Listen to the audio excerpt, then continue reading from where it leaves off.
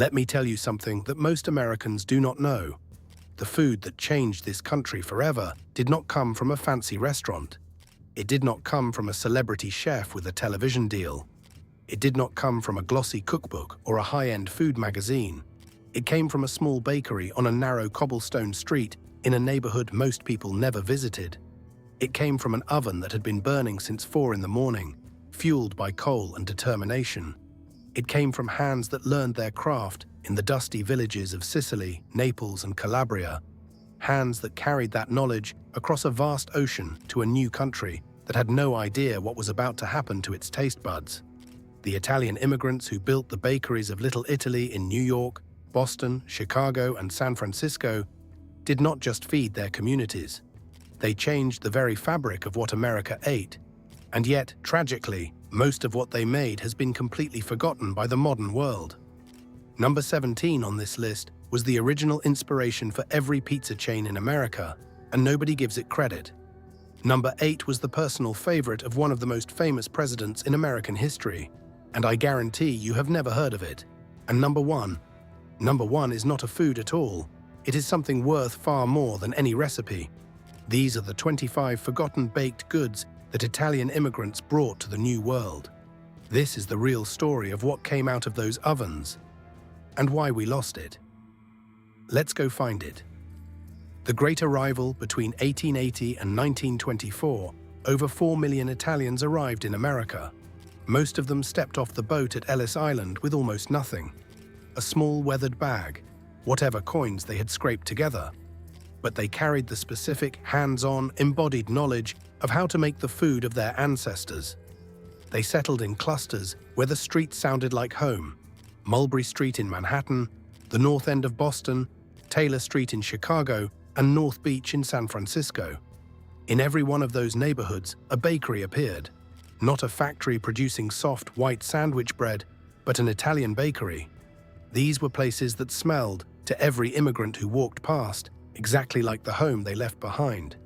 These bakeries were the cultural heartbeat of the neighborhood, the place where the baker knew your name and exactly how dark your family liked their crust. Most of those original ovens went cold decades ago, but the recipes survived in family notebooks. This is their story. The countdown, 25 minus 1. Number 25, pane di casa. We start with the bread that started everything. Pane di casa, house bread. It sounds simple, flour, water, salt, yeast, but made the Italian way, it was a masterpiece.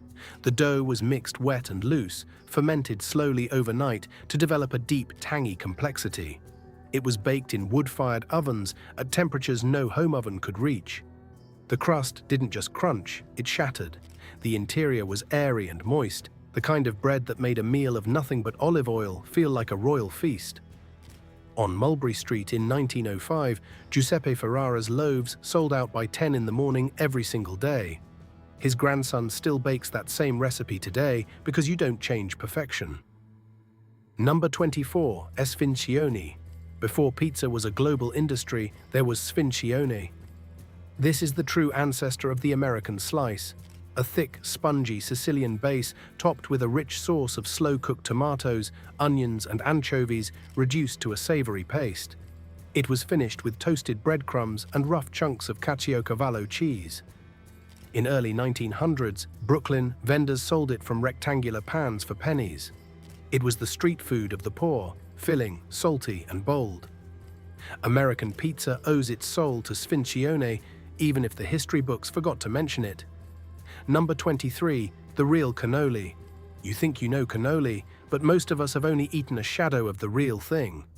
The grocery store version, filled hours in advance with a soggy shell, is a tragedy.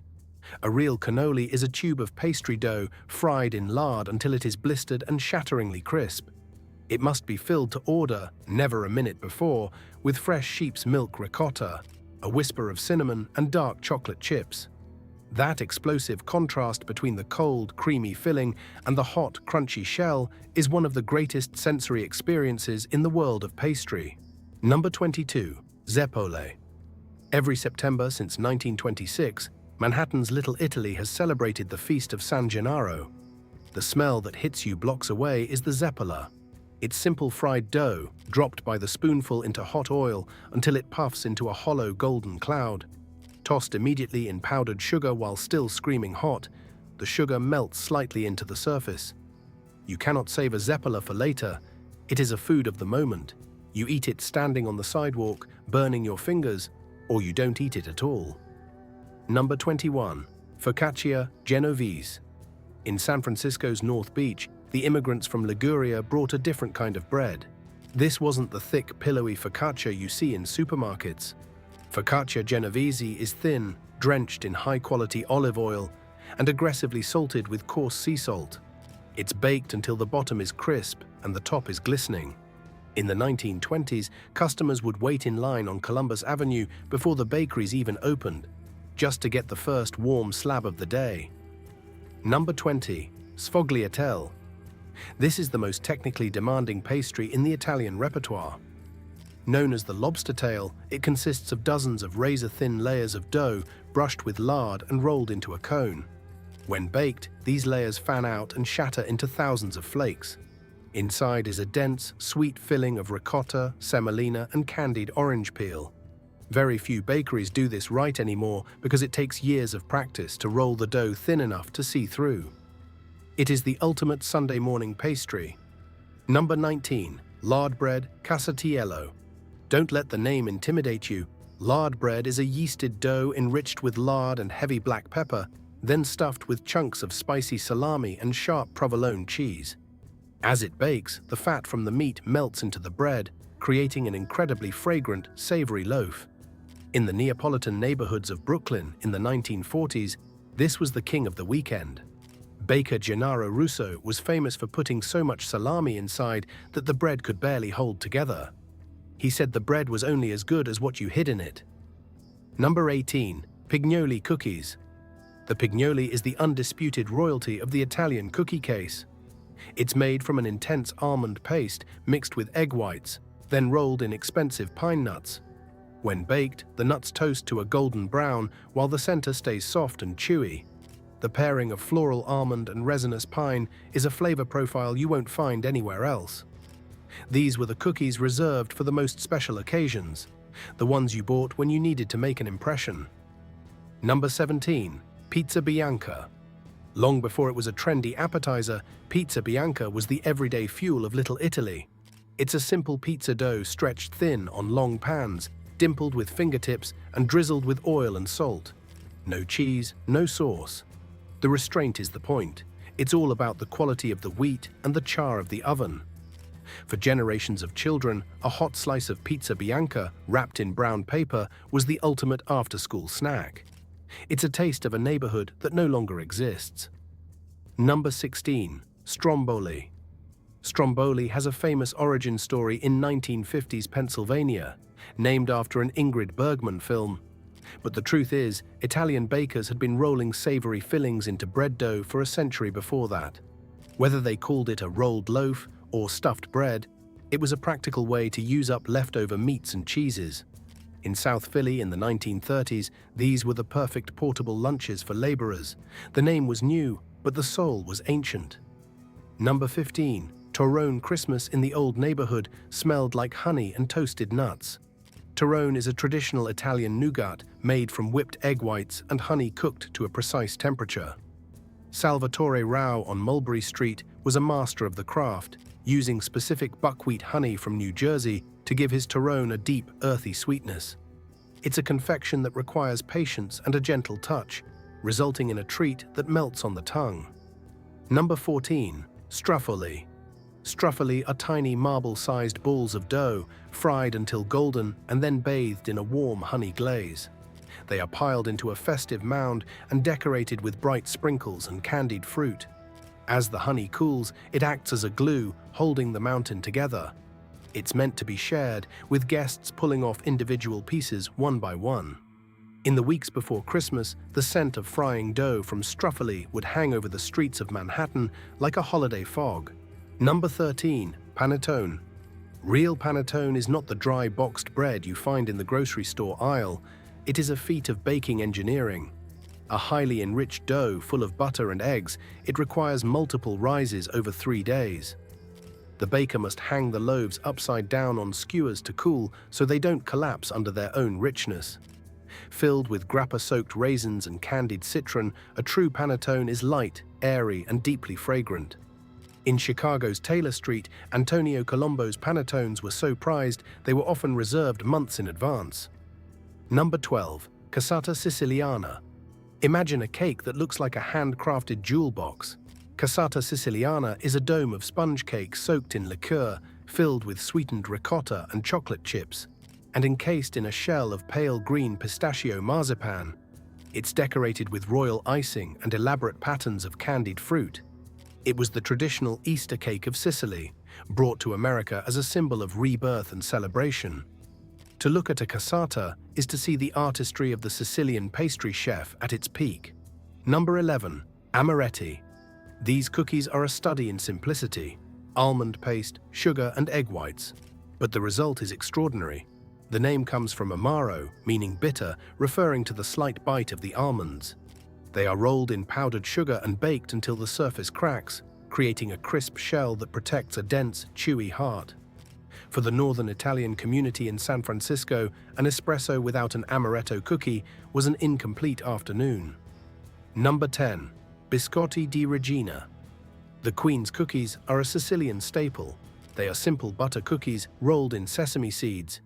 When they bake, the sesame seeds toast, releasing a nutty, savory aroma that balances the sweetness of the dough. These weren't special occasion cookies, they were the everyday biscuits found in a jar on every grandmother's counter. They represent the humble, beautiful reality of immigrant life, making something royal out of the simplest ingredients. Number 9. Taralli. Taralli are the snack that America largely forgot. These small, ring-shaped biscuits are made with olive oil, white wine, and fennel seeds. They are boiled briefly, then baked until dry and crunchy. They are the ultimate accompaniment to a glass of red wine or a sharp piece of provolone. In Chicago, Donato Laterza sold them by the pound from large glass jars. They were the crunchy soundtrack to 1,000 neighborhood conversations. Number 8. The president's favorite, Sfogliatella di ricotta. This is the story I promised you. Franklin Delano Roosevelt, the man who led America through the Great Depression, had a secret addiction. During his time as governor of New York, he discovered this sfogliatella at a bakery on Mulberry Street.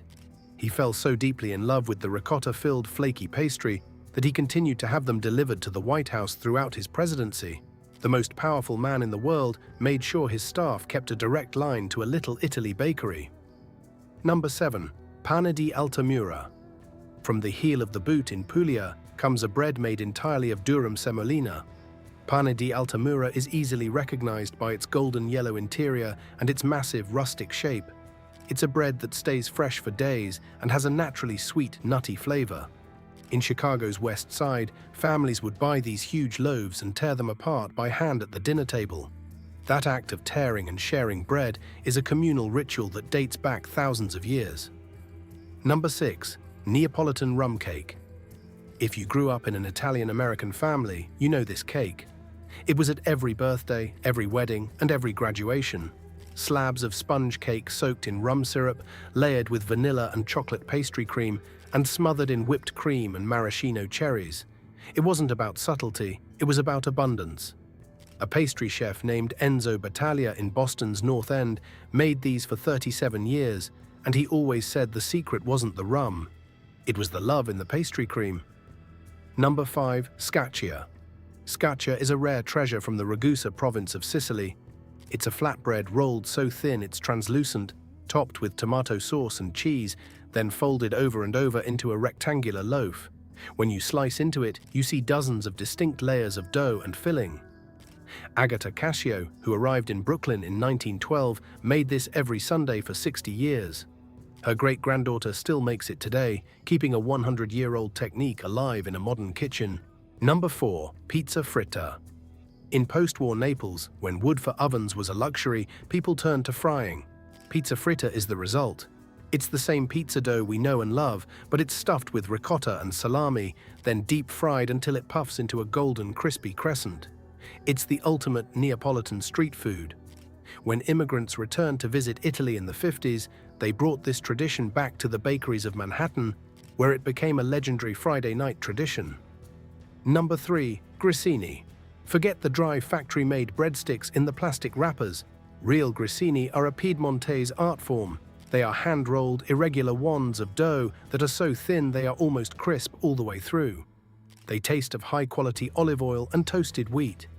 In San Francisco, bakeries delivered these fresh by bicycle to the local restaurants every morning. They are light, elegant, and an entirely different species than the commercial version. Number 2. Pane di San Giuseppe. On March 19th, the feast of St. Joseph, bread becomes a form of prayer. Sicilian communities across America create elaborate altars covered in St. Joseph's bread. These aren't just loaves, they are sculptures. Breads are shaped into the forms of crosses, birds, fish, and even the carpenter's tools of the saint. It is a tradition born from a time of drought in Sicily, where the food was a way of saying thank you for survival. It reminds us that bread is more than calories. It is a sacred connection to our history. Number 1. The bakery itself. I told you number 1 wasn't a food. Number 1 is the bakery itself, not a supermarket department, not a chain, not a franchise. The neighborhood Italian bakery was a sanctuary. It was the place where the fire never went out, where the baker knew your name and your family's story. It was the anchor of a community that had crossed an ocean with nothing but their hands and their heritage. Most of those bakeries are gone now, the neighborhoods have changed, and the ovens have cooled. But the recipes didn't die, they are alive in the family notebooks, in the muscle memory of the descendants, and in the few remaining shops where someone still wakes up at 4 in the morning to light the fire. Why can't you taste these things anymore? The truth is, you can. You just have to look for the places that still care. Find the bakery that has been there for 50 years. Buy everything in the case. Sit down and eat it while it's still warm. When you do, you aren't just eating a pastry. You are tasting the journey of 4 million people who believed that the bread of their home was worth bringing to the rest of the world. This has been Forgotten Flavors of America. If you remember a bakery from your childhood, tell us about it in the comments. And don't forget to subscribe as we continue to hunt for the lost tastes of our history. Thanks for watching.